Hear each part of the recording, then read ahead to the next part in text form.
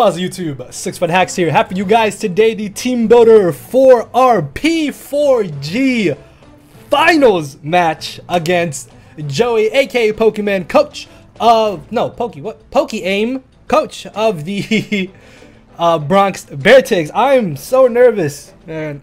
Oh, I'm actually really nervous, guys. I feel like Joey was like worst case scenario for a finals battle, I'm pretty sure. So of course we are going to end up facing him. We did take the L in our first match, but we didn't use a team that I made myself. And it was one of those very rare instances where I used a team that one of my front office people made for me, because I figured that if I'm going to play anybody in playoffs or finals in this case, it would be Joey. So I knew that we were most likely going to play Joey again, so I didn't want to make like an actual team of my own. So this time around in the playoff game, I can make a team on my own. And then obviously get the input from the front office and to touch things up. So thank you so much to the few members of my front office that were able to help me make this squad, touch up the squad here. I also want to give a huge thanks to my buddy, the Flying Bird, the Flying Bird.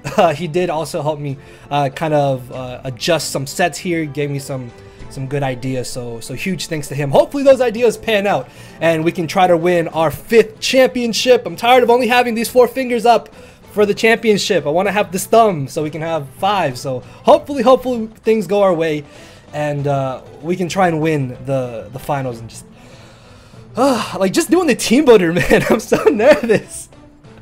I'm so nervous. Okay, so let's take a look at the actual team below me. So I may be spending a bit more time on this team builder because obviously it's the finals. There's a lot of thought that went into the building, and there's a lot of things that kind of went also into the matchup and stuff. Although knowing me, it'll probably still be like 20 minutes if anything. But if you guys are excited for this, hammer arm that thumbs up button down below. Check out all the P4G coaches. Their channel links will be down in the description. And yeah, so let's get started with the matchup. See, man, my words are all over the place. So in our first game, spikes were a really big issue for us to deal with. So this time around, we have to ensure that we have some way of being able to deal with spikes. Roserade in general is also really difficult to switch in, whether it be Z-Move, Life Orb, potentially Scarfed. Specs would be a little bit terrifying, but I feel like Choice Roserade is a lot easier for us to manage against. Mesprit coming this time around makes a lot of sense as well, just because as a defensive mon, it's pretty good. It could be Scarfed once again. Zydog is absurdly terrifying if it's Dragon Dance with the Darkinium Z. That's what I'm really scared about. Guts Hariyama, if it's speedy, could be a problem.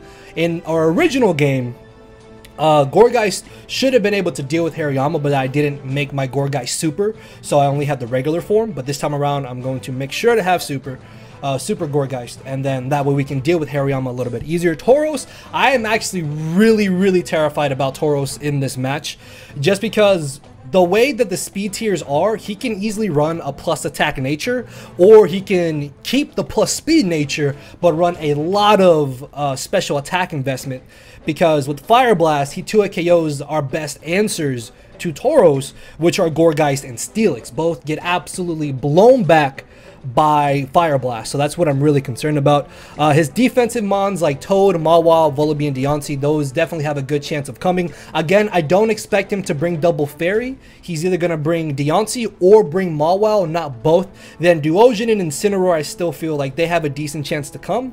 So we just have to be very careful with how we prep here, because he could legitimately just bring any 6. So as long as we can try and cover all possible 6 mons in the combination that he wants to bring with the 6 mons, I think we should be pretty good, and there shouldn't be too much that we're not going to be prepared for. So once again, shouts out to my front office homies. You guys are amazing. Thank you so much. And shouts out to my boy, the Flying Bird. So let's go ahead and get into our first mon here.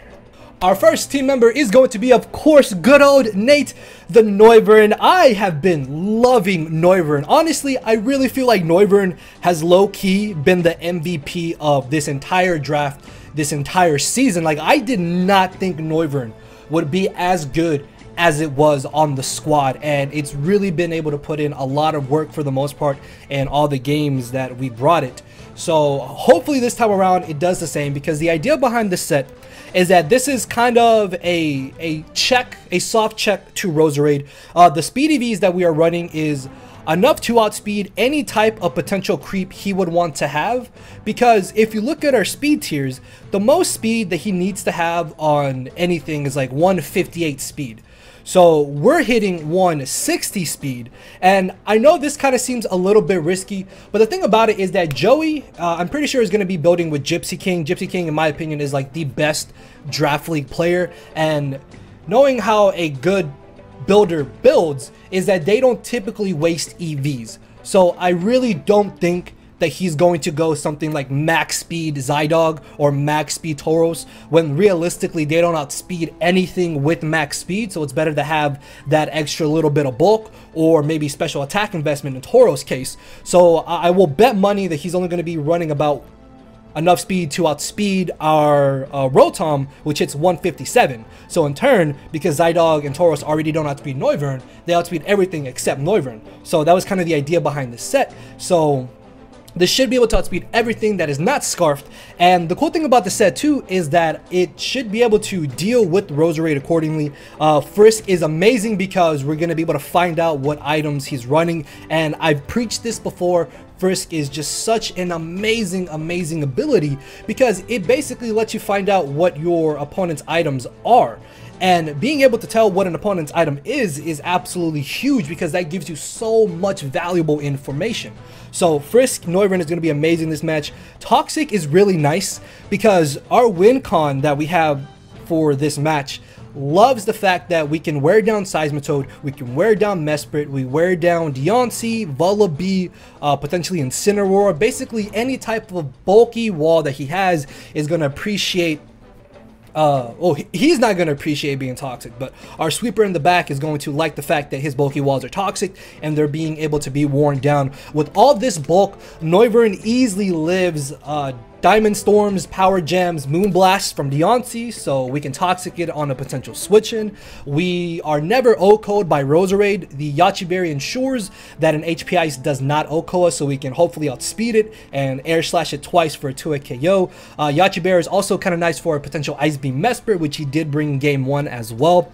If he's not a speed boosting Zydog, we outspeed Zydog, we hit it with the air slash, we outspeed the Tauros as well, which is really nice. And just all in all, I hope that this Noivern set really puts in work. Like taunt over defog makes a lot of sense as well, but the main thing about it though is because spikes were such a problem game 1, I figured that defog might be a little bit more valuable than taunt, because there's a good chance that Joey is going to try to just get up his spikes right away in this battle. So if he wants to get up the spikes right away, then that means if I'm not able to taunt him, and he still gets up spikes, that means his spikes are here to stay for the entire match. As where with defog, if he does have spikes on Roserade, I can still defog them away afterwards. So that's why I feel like defog is a little bit better, because I mean we still toxic all his walls and we wear them down, we can stall them out a little bit, which I think is really nice. So I'm really hoping that this Noivern set can put in a little bit of work. The defensive Vs are just there so we can maybe take like knockoffs just a little bit better, and then mostly just a lot of SPDEF with a good amount of speed and max HP almost. So our next set here is going to be probably one of the coolest sets for this matchup here, and that is sub-disabled toxic Salazzle. Now, looking at his first game team, this set right here would have been an absolute nightmare for him to deal with. So I figured if he wants to bring kind of like a similar team to his game 1 team, then this set should be able to put in a decent amount of work. And if he's not trying to run like double offensive moves on his Mons, then we're going to be able to disable the one offensive move that he does have to hit us decently hard, and then from there we can toxic, we can substitute, we wear down any type of his bulky walls. Again, this with Noivern is going to help our main sweeper in the back come in and hopefully win us the game, because being able to toxic those walls, wear them down, chip them down is absolutely huge, I think, in this match.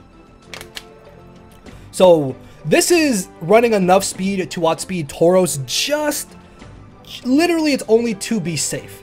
Like as I mentioned, he's not going to needlessly run EVs if he has no use for them, but I would still just rather be on the safe side.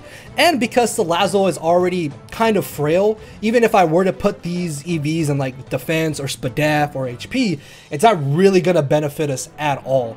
So just taking the safe route, ensuring that we have a good Mon to outspeed Zydog, outspeed the Tauros, I think is going to be a lot more valuable this time around. So I just wanted to be on the safe side and have enough speed to outspeed Tauros. And yeah, Tauros, which was his fastest Mon, because we have good measurements in Zydog, so I'm not really too worried about Zydog. And I really believe is going to be running an optimized EV spread on Zydog as opposed to something like Tauros potentially. So this set has a really good chance to just kind of be a giant problem for him to deal with, and if played correctly, this set can actually just kind of put in so much work. So yeah, really hoping that this set comes in handy. If anything, this is like the one set that I really want to shine because I came up with it, and I hope it puts in work. So yeah, that's really it. Like, the special attack investment is just there, so Flamethrower still does some decent damage. I think I originally had max special attack, but realistically, it doesn't really help at all.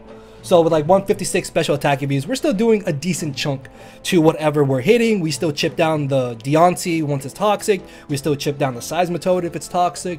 And yeah, just basically spreading toxics with Noivern and Salazzle is going to be really good this match. So our next team member here is going to be Gourgeist. Gourgeist has a very simple job this match. This is here to check Zygarde. Did I say Gourgeist? I said Gourgeist, right? My head is like all over the place right now. My mind is all over the place right now. But Gourgeist here has a very simple job. It's to check Hariyama and the Zydog. That's literally it. That's all that Gourgeist needs to do this match. We are running a lot of speed on this set because unless he's running like max speed Hariyama or like close to max speed or like Jolly, I suppose, then there's no way Hariyama is going to be able to outspeed us, which is going to be really nice, I think, in this matchup here. Because it never 2 KOs us unless he has like Fire Punch or Ice Punch, which I think is very unlikely just because Knockoff already hits everything along with Close Combat, and he could have like Dual Stab with Bullet Punch and Fake Out potentially. So I don't expect him to have Fire Punch or Ice Punch if he does bring the Hariyama.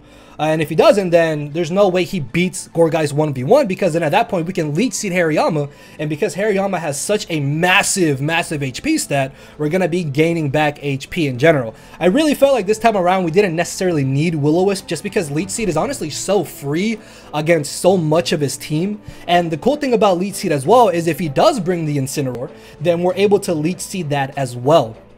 And we start chipping that down. If we have rocks up, it's going to be worn down even easier. And if we're able to Toxic it with Salazzle or Noivern, then it's going to be a lot easier for us to deal with Incineroar. So I'm not really too concerned about Incineroar in that aspect of it. And again, Frisk is so good, man. Frisk is just such a good ability. Along with Noivern, Gourgeist and Noivern are going to be able to help us find out sets that he could be potentially running, and we'll be able to play around them accordingly. So yeah, that's all I really have to say about Gourgeist, is that we're running enough speed to outspeed the Hariyama if it's a speed investment. I think we also outspeed Vullaby if he has no speed. Yeah, we outspeed Vullaby by 2 points if he's not running any speed on it, which is going to be really nice in case we need to Synthesis or maybe Leech Seed it potentially. But the thing about Vullaby is that I fully expect him to be like a Taunt Roost Toxic set, because that set is actually really annoying to a good majority of our squad.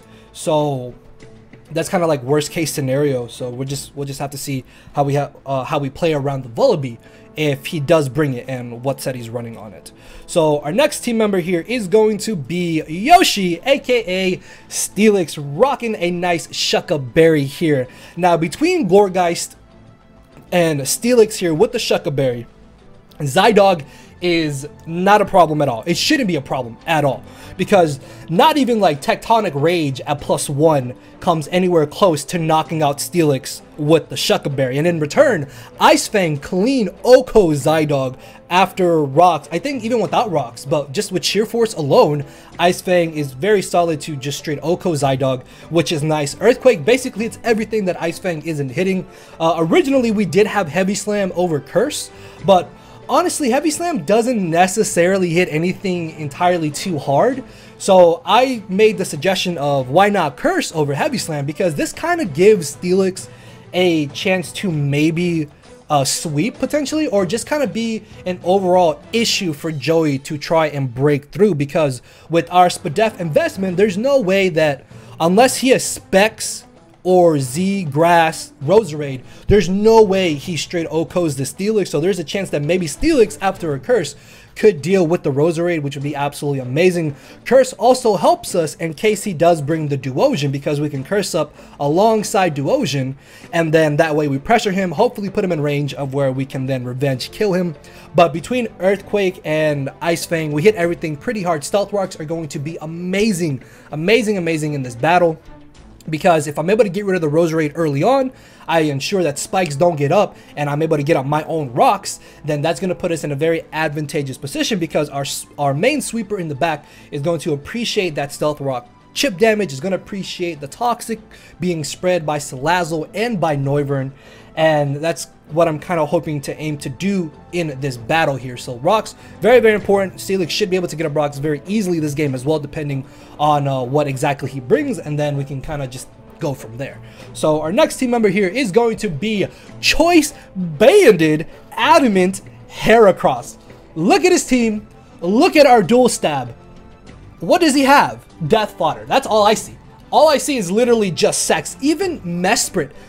If Mesprit's not running any defense investment, and if it's only running like max HP, it straight gets blown all the way back by close combat. Close combat does 40 to like 50% to max HP Mesprit, and even if he is max defense, max HP, it's 3-hit KO'd. So if he tries to bring in Mesprit initially, we hit it with the first close combat, and then once it tries to switch in for a second time, it's going to be straight to a KO'd. And judging for how much damage close combat does, I'll be able to determine if it's a more speedy set or a more bulky set, and then we can just kind of play accordingly from there. So close combat is honestly just really, really free against his entire team. Like, there's probably not going to be many instances where I don't just straight click close combat.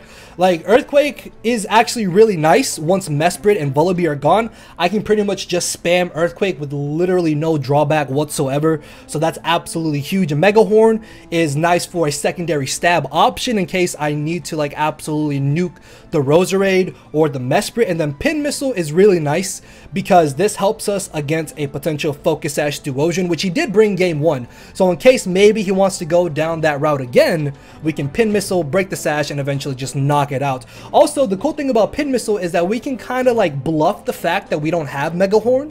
So if we go for Pin Missile before Mega Horn, he may think that we don't have the Mega Horn. So that may be able to play some mind games with Joey, and then he's thinking, all right, well, Haircross doesn't have a good bug stab, and then we catch him off guard with the Mega Horn.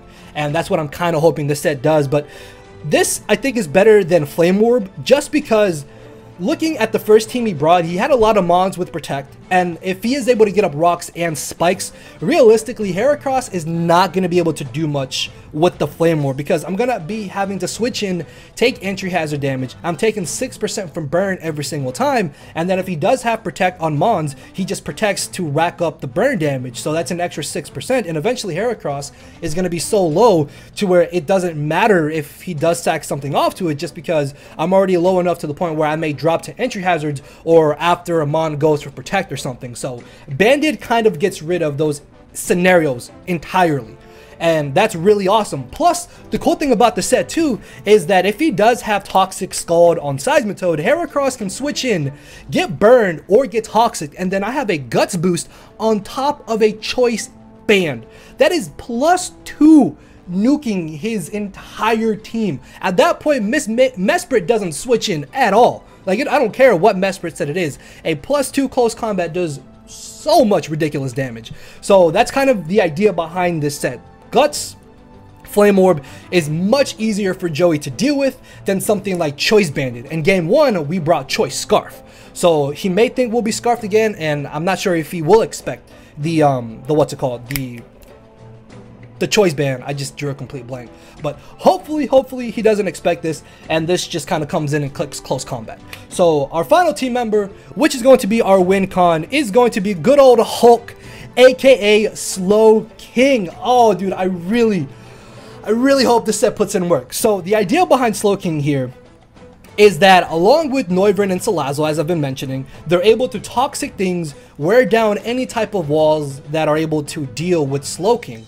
And then from there, Haircross being such a hard-hitting mon also opens up holes for Slowking to be able to come in, tank a hit in Trick Room very comfortably. Now, I know it's a little bit odd to have Trick Room and Slack Off, but the idea behind that is that even if I do Toxic something, in case I need to kind of get off a bit more Toxic on something, like more damage essentially, then I can Slack Off and just wait for the Toxic damage to consistently keep racking up. And then from there, if I'm in Trick Room, I outspeed them, or then I can set up Trick Room. And then from there, I have Slowking in Trick Room with max special attack that absolutely smacks his entire team. PokeaimMD is an absolute nuke on something. Like, there's not really much he has to be able to tank a hit with from the PokeaimMD. Although I am very positive he will bring Seismitoad. Game 1, he brought a more Fizz-Def Seismitoad. So that's a reason why I actually have Psychic over Psyshock.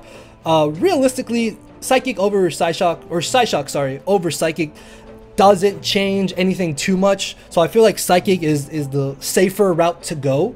And I don't think he'll bring like Assault Vest Hariyama this time around. And Roserade, I think, is still just straight nuked after Stealth Rock. So Psychic still does just so much damage to that. But this set seems really good on paper. I know Nasty Plot potentially could have been put over Slack Off, but I really feel like being able to use Slowking as a pivot kind of like early or mid game, then coming in late game to set up Trick Room and surprise him is going to be like the best way to go about with this Slowking, because Slowking has such good natural bulk. It just about always lives one hit guaranteed, and being able to live that one hit, I think, can be really helpful to us in the long run of the battle. So yeah, guys, that is going to be the squad. I am nervous. I'm excited. Hopefully we can win our 5th championship. If we don't, it's fine though. P4G has been so much fun. I've really been enjoying the tier 3 and below. And we had 2 awesome playoff games to make it to the finals here. So hammer arm that thumbs up button down below, guys. Let me know what you think about this matchup. Let me know if you think we're going to win or not. And just... oh, I'm so nervous. I'm so nervous. I'm gonna go lay down. We play tomorrow on Sunday, so yeah, I'm so nervous, guys. So I will see y'all. I'll see y'all later. Hopefully we can win though. Hopefully we can win. Later. No matter where you're at, I'm not here to make friends. It's time to attack and deplete your HP with a final smash. Don't make me turn around and pull a 6-foot hacks. 6 foot hacks. Yeah. 6 foot hacks. Yeah. 6 foot hacks.